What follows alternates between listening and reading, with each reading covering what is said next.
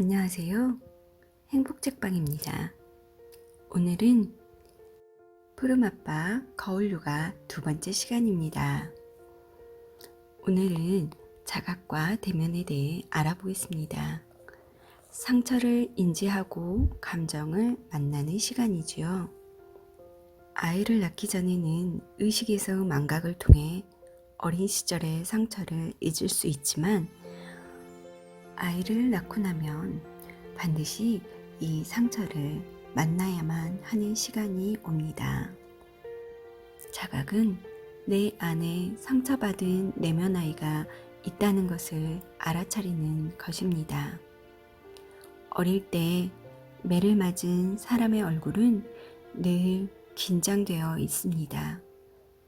다른 사람에게 다가갈 때는 늘 주저하고 눈을 마주치지 못합니다. 자신을 낳아준 부모에게 매를 맞았다면 세상에 누구를 믿겠는가? 매를 맞는 순간 아이는 투쟁과 회피 중 한 가지 반응을 한다. 즉, 싸우거나 도망가는 반응 중 하나를 택한다. 이는 아이만이 아니라 살아남기 위해 인류가 본능적으로 나타내는 반응이다.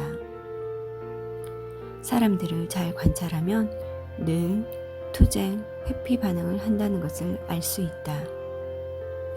한 부류의 사람은 늘 한 놈만 걸려봐라, 그냥 두지 않겠다 라는 자세로 산다.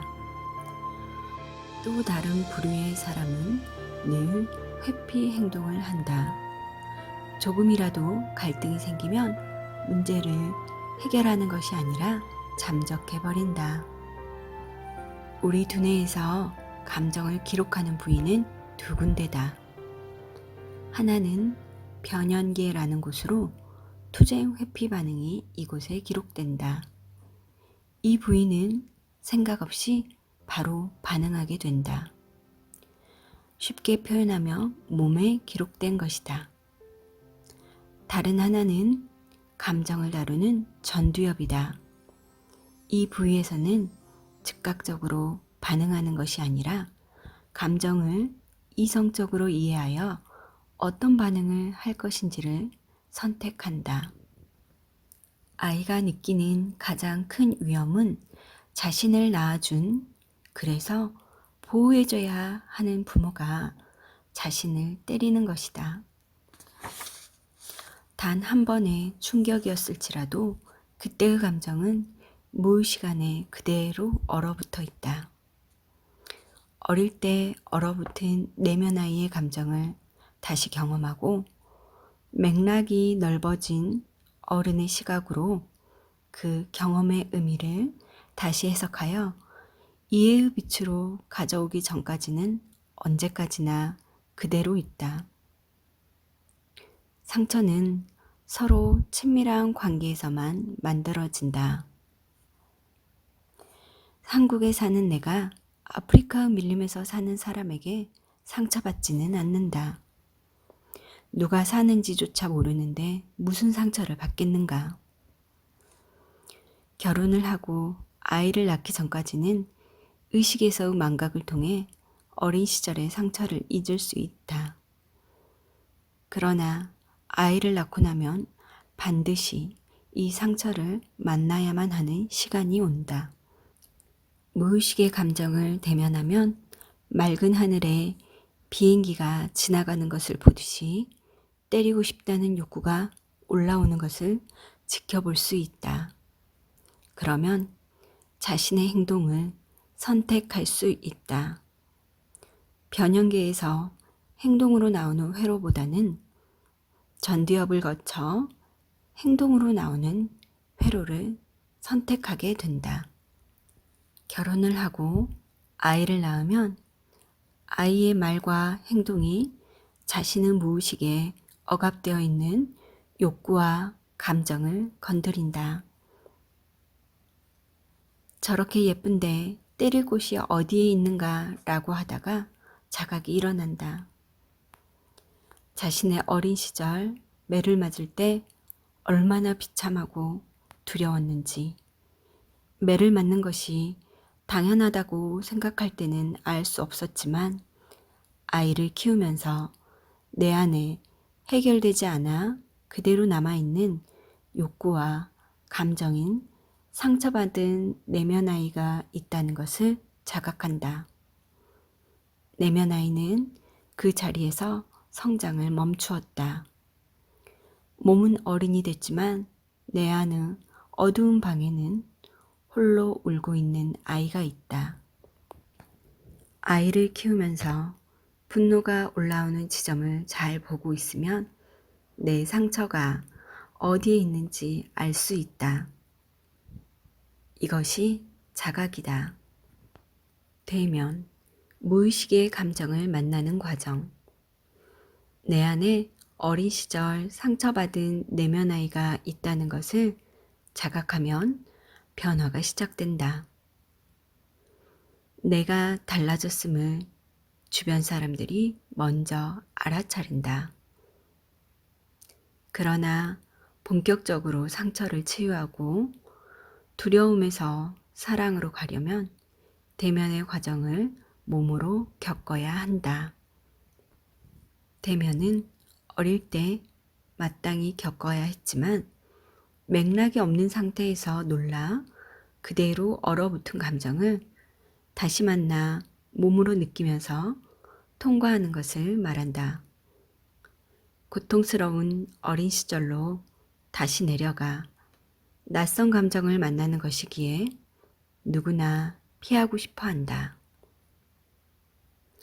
사실 아이를 키우는 입장이 아니라면 굳이 과거의 상처를 만나지 않아도 그럭저럭 살 수 있다. 마지막 바닥에 닿기 전까지 피할 수도 있다. 하지만 부모는 자신의 무의식에 억압된 감정을 만나지 않으면 그 고통이 아이에게 간다는 것을 알기에 용기를 내어 상처받은 내면 아이의 감정을 정면으로 만난다. 처음 대면하면 이제까지 유지해왔던 믿음의 체계가 무너지기에 혼란스러울 수가 있다. 머리로 알고 있던 것과 몸이 알고 있는 것이 다르기에 자신이 쇼를 한 것이 아닌지 의심스럽기도 하다. 하지만 몸으로 겪은 것은 자신의 감각으로 느낀 것이기에 모든 것이 분명하다. 대면이 계속되면 과거에 자신이 왜 그런 말과 행동을 했는지 모든 퍼즐 조각이 한순간에 맞춰진다. 삶을 관통하는 깨달음이 오고 모든 것이 이해되고 분명해진다. 처음에는 대면을 해도 감당할 만한 수준의 감정이 올라온다. 대면을 계속 진행하다 보면 어느 순간 무의식 깊은 곳에 억압된 감정이 폭발한다. 깊은 대면이 이루어지는 순간이다. 처음 대면하면 이제까지 유지해왔던 믿음의 체계가 무너지기에 혼란스러울 수가 있다. 머리로 알고 있던 것과 몸이 알고 있던 것이 다르기에 자신이 쇼를 한 것이 아닌지 의심스럽기도 하다. 하지만 몸으로 겪은 것은 자신의 감각으로 느낀 것이기에 모든 것이 분명하다. 대면이 계속되면 과거에 자신이 왜 그런 말과 행동을 했는지 모든 퍼즐 조각이 한순간에 맞춰진다. 삶을 관통하는 깨달음이 오고 모든 것이 이해되고 분명해진다. 대면은 무의식의 감정을 의식으로 끌어올리는 것이다. 의식으로 올라와야 의지에 의한 선택이 가능해지고 비로소 치유가 일어난다. 그렇게 하지 못하면 무의식의 지배를 받기 때문에 자신이 왜 그러는지도 모르는 채 행동하게 된다.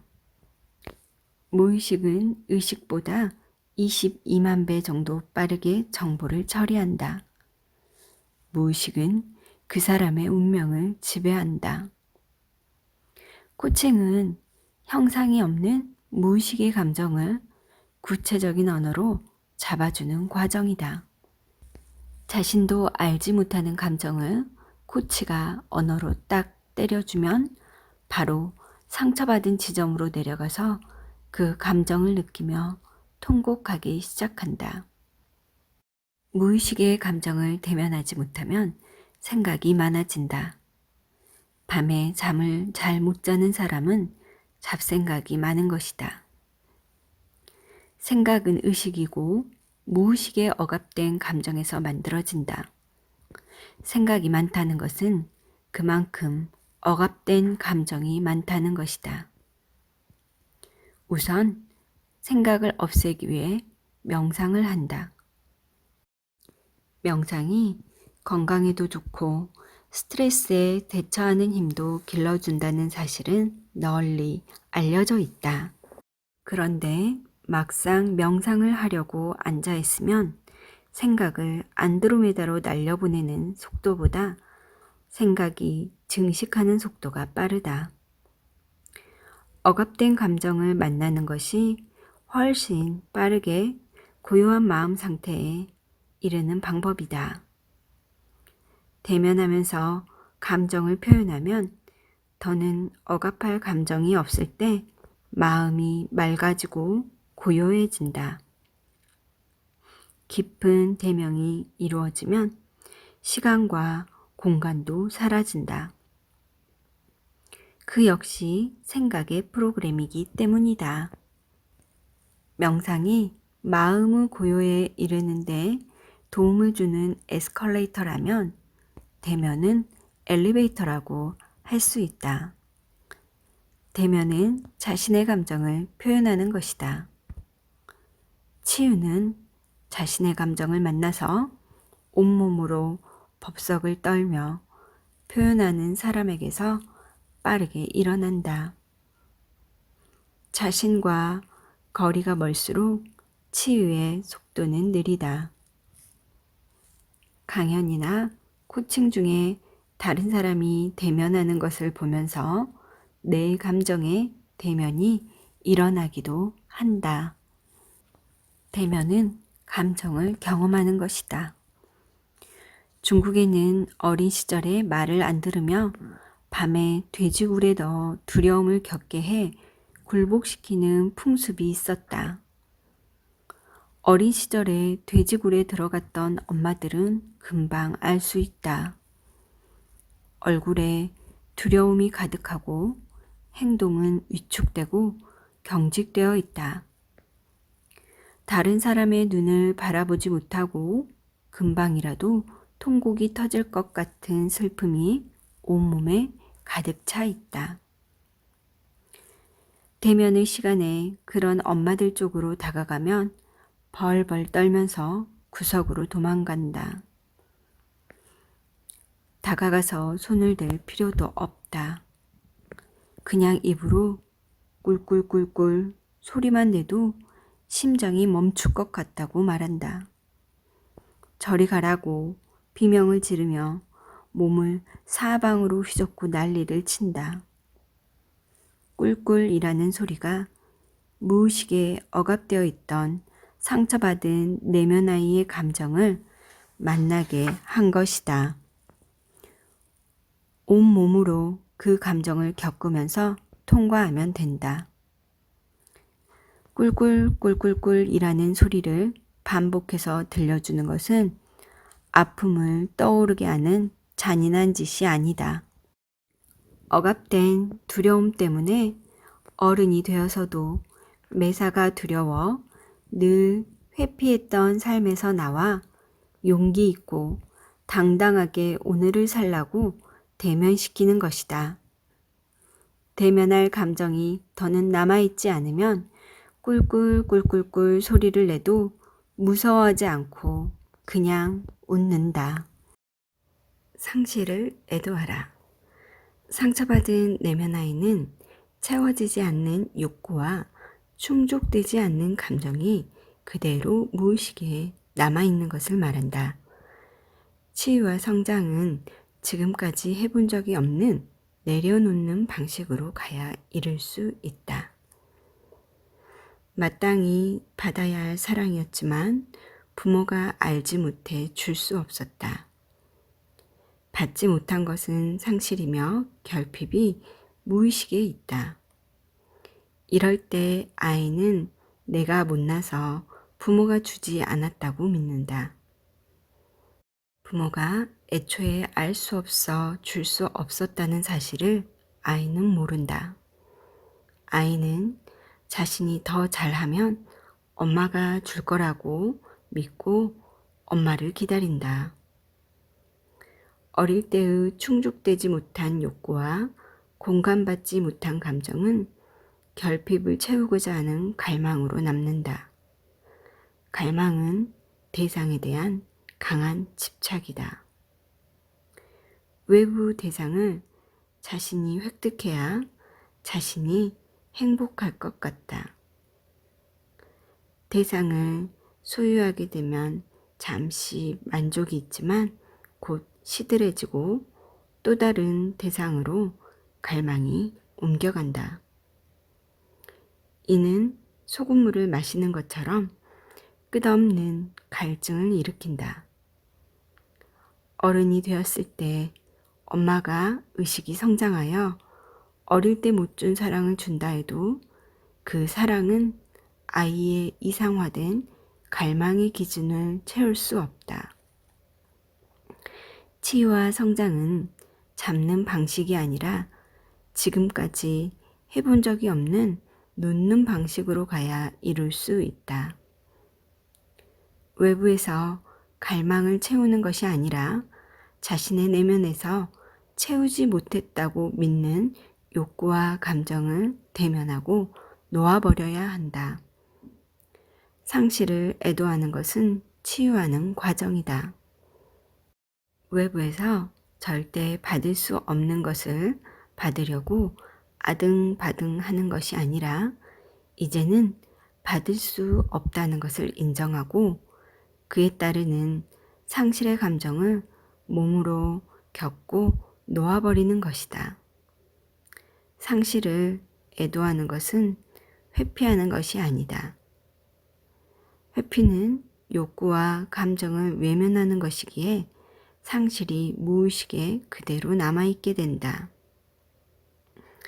엄마의 특별한 사랑을 기다리는 상처받은 내면 아이는 엄마가 꼼짝 말고 있으라 했던 그 어두운 자리에 수십 년 동안 그대로 있다.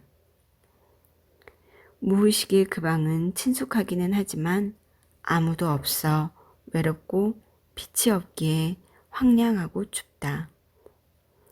무의식의 어두운 곳에서 의식의 밝은 빛으로 나오는 것이 대면이다.